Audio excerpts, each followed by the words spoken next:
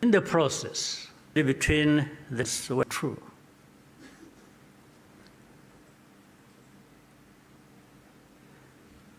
Who spoke this later for political reasons. In hate, weapons were imported in large quantities, subjected to waves of smaller massacres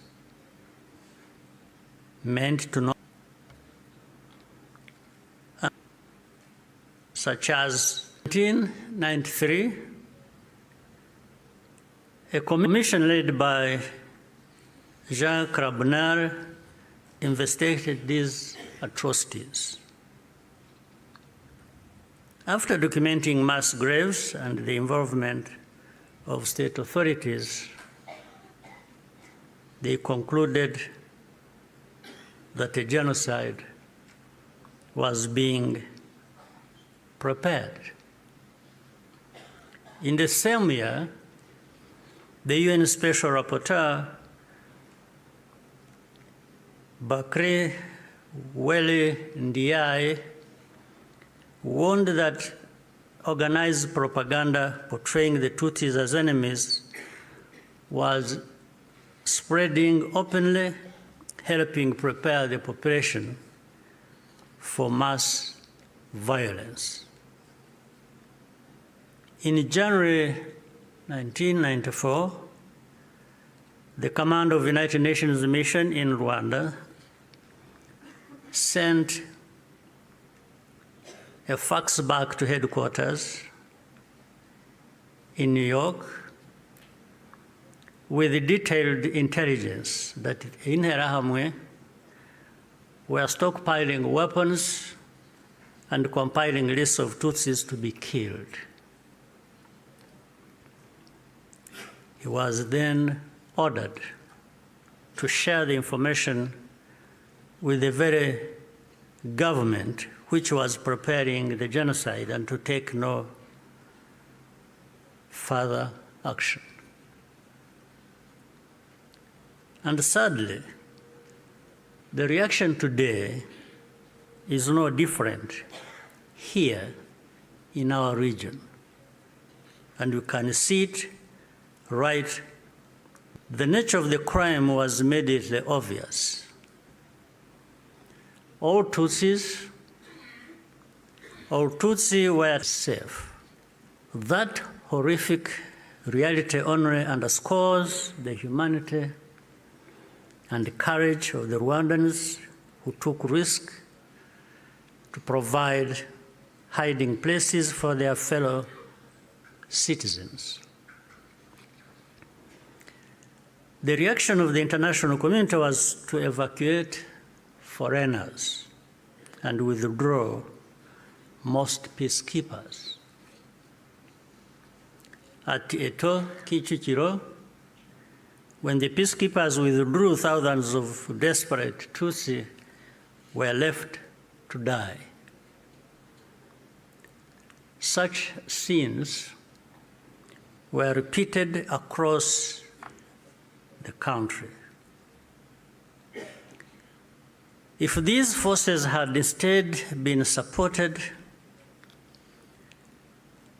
to protect Rwandans, the killers could have been deterred and many people would still be alive. The lives saved by the United Nations peacekeepers who were allowed to remain makes clear how much more could have been done with the political will. Even as the killings accelerated, the language used to describe what was happening itself became a matter of calculation. Genocide is defined in international law precisely to create an obligation to act. To witness such a crime and deliberately refuse to use the term is, in effect, genocide denial, perhaps even a form of aiding and abetting. The technology existed to disrupt the radio broadcasts that directed the killings. The planes capable of jamming those signals were available. Officials even calculated the hourly cost of the mission. In the end, the operation was deemed to be too expensive and potentially also a violation of Rwanda's sovereignty. So the cost was more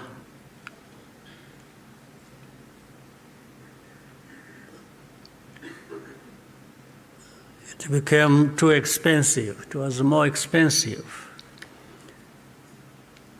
especially when in their minds,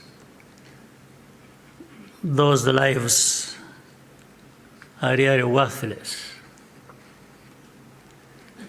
So our lives were worth nothing.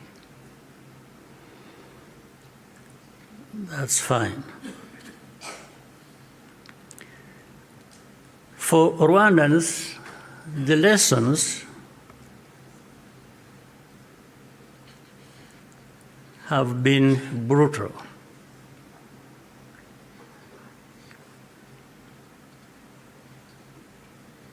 And those lessons have not been forgotten. If our lives do not happen to align with someone else's interests, they are not worth saving. That's fine. And so it had to be the Rwandan Patriotic Army that led the campaign against the genocide and ended it. Our deepest source of grief was always that we could not arrive earlier. This is a simple truth of history, which many today still have reservations about acknowledging, for reasons we do not and maybe will never understand. The culture and character of today's Rwanda Defense Forces, RDF, was forged in those dramatic moments. It guides the conduct of our forces who serve abroad excuse me, in peace-building missions, earning universal respect. Indeed, no sanctions or insult from outside can ever tarnish the honor and integrity of Rwanda's defense and security forces, who are among the finest that can be found anywhere.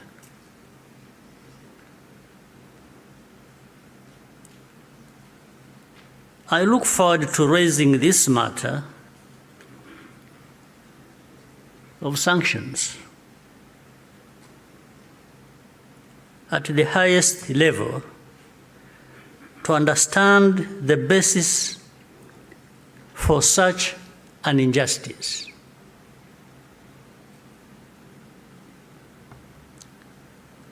Rwandans understand the cost of tolerating extremism, and our central security principle is to put the protection of civilians first. After the genocide, Rwandans chose to rebuild our country together. With that came a promise to never let the politics of genocide take root ever again. I tell you, genocide cannot happen here again. It won't happen.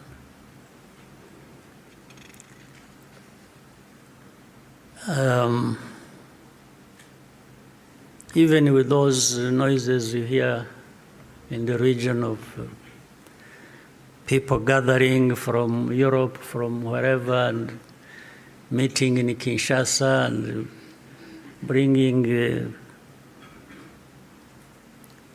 the son of Habyarimana and relatives and others from wherever and gathering. All of that is just noise. It cannot amount to anything that will happen here of that kind again. It cannot happen. And I'm saying this not just as a person. And I'm just saying it because I know every Rwandan, young and old, is as determined and is saying so, like I'm saying now to you.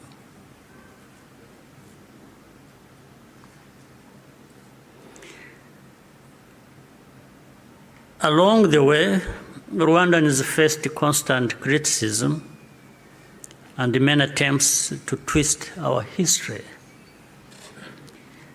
But the power we will always have is to use our minds to see the truth, and our voices to speak up when something is not right. You can never silence us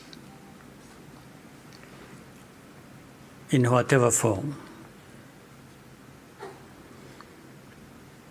We must be clear about the dangers that remain.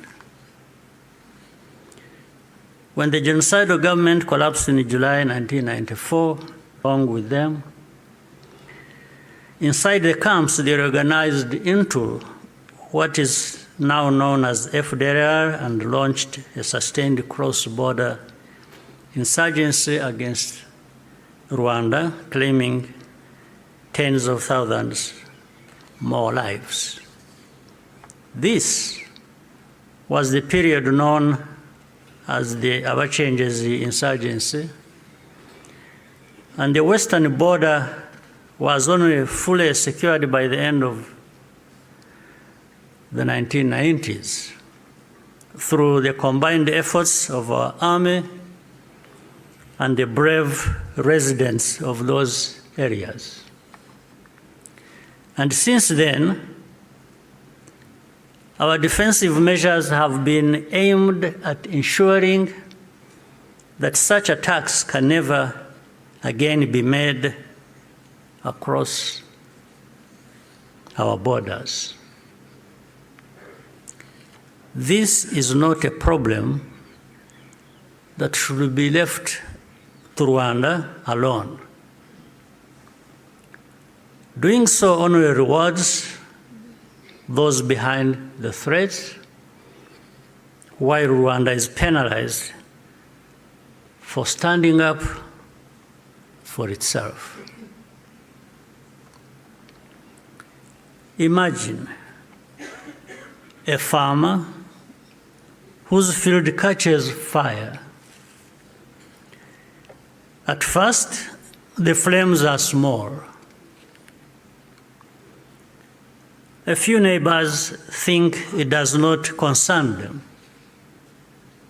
Others say the wind will change and the fire will die out on its own. So they watch and wait. But the wind does not change. Meanwhile, a pyromaniac is secretly adding fuel to the fire. So the fire spreads from one field to another, and then into the forest and the towns and beyond. Only then do people run with the buckets of water and call for the establishment of a fire department. Africans, more than most, should understand that the danger of moral passivity in the face of hatred and violent extremism.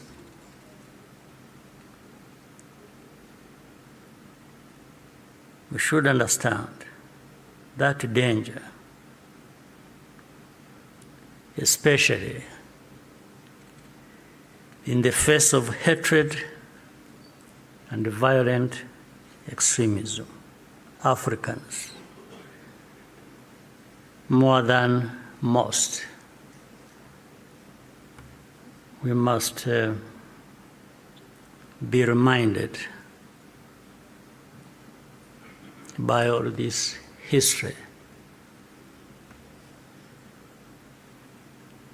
Today, our continent accounts for the majority of the world's active conflicts. In 1994, Africa's collective institutions also failed to respond. I say this because the call for African sovereignty, legitimate and necessary as it is, must also mean that African institutions act decisively when Africans are at risk. Bad actors must not be allowed to hide behind the principle of sovereignty, to evade responsibility for abuses or deny citizens their rights.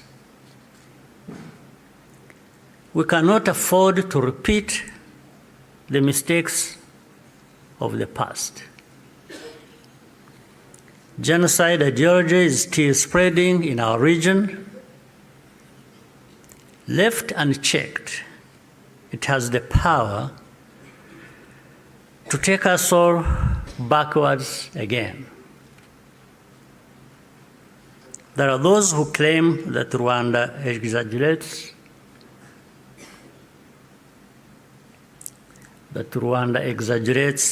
these concerns, or that we have ulterior motives. This is not only false, it exposes the deep cynicism that led to the tragedy we commemorate today.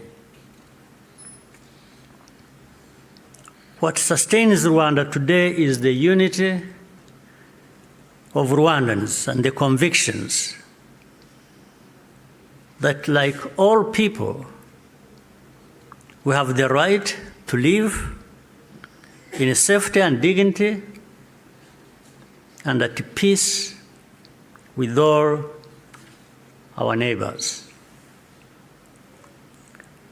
What we ask is for partners to join with us to fight extremism, rather than punishing Rwanda for defending itself. We owe future generations of Rwandans more than survival. They deserve to inherit a secure, united, and bold country and an integrated and confident Africa. We invite you to stand with us in remembrance and also in action. I thank you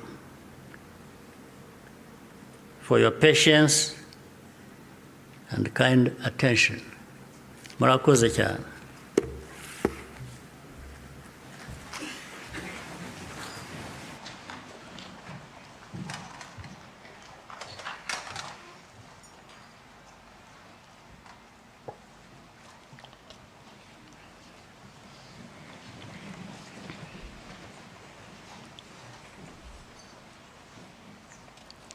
Murakoze nyakubahwa Perezida wa Repubulika kubw'ubutumwa budukomeza mutugejejeho. Turabashimira ko muri uru rugendo igihugu cyacu kimazemo imyaka 32 mukomeje kuturangaza imbere mu kudaheranwa n'agahinda, ahubwo twubaka ejo hazaza heza h'u Rwanda rwacu. Abanyarwanda ntabwo tuzongera gupfa.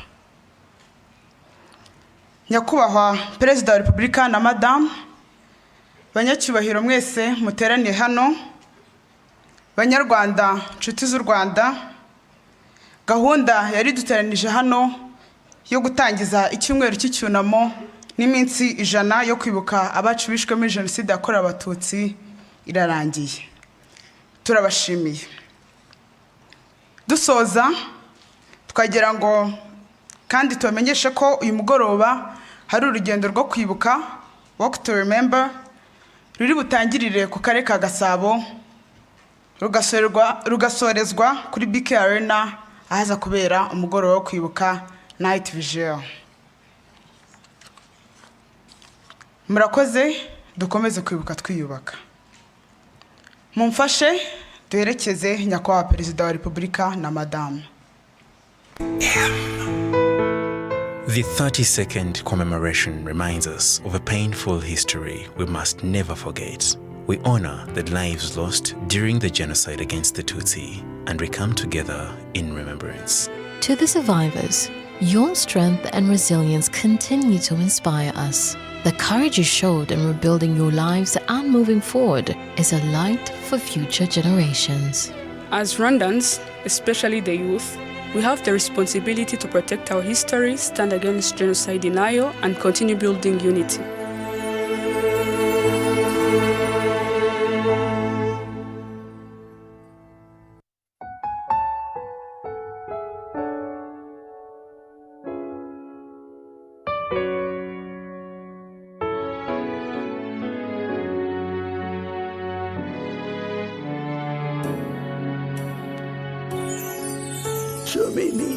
Irashize twibuka abazize Genocide, twabuze abana, ababyeyi, abavandimwe, tubura n'inshuti, bose bazira uko bavutse, baturekede enaku n'obulumi,